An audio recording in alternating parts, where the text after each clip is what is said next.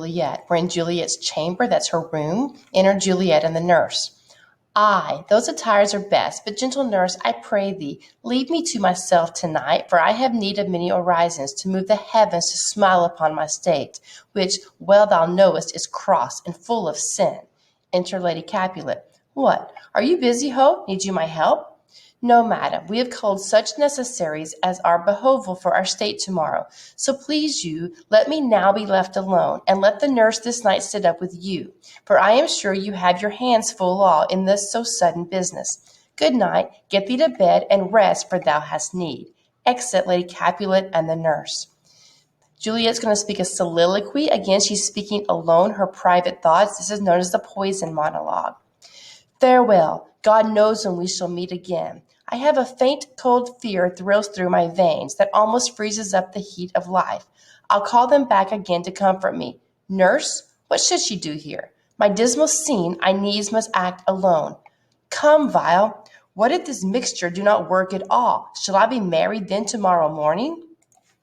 You should have answered that Juliet's first fear is that the poison won't work and that she'll have to marry Paris in the morning.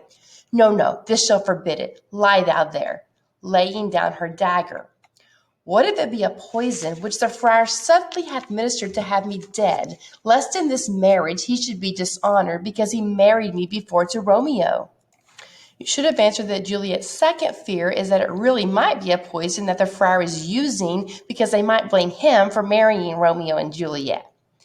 I fear it is, and yet methinks it should not, for he have still been tried a holy man. How if, when I am laid into the tomb, I wake before the time that Romeo comes to redeem me?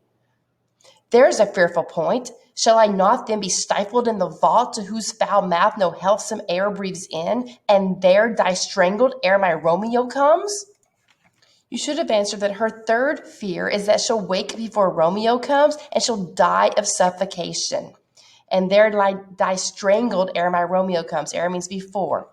Or if I live, is it not very like the horrible conceit of death and night together with the terror of the place, as in a vault, an ancient receptacle, where for these many hundred years the bones of all my buried ancestors are packed, where bloody Tybalt, yet but green in earth, lies festering in his shroud?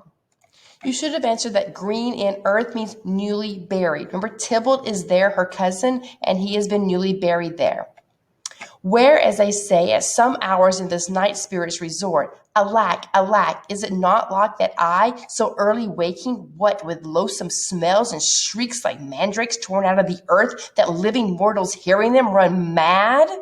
Or if I wake, shall I not be distraught, environed with all these hideous fears, and madly play with my forefather's joints, and pluck the mangled Tybalt from his shroud?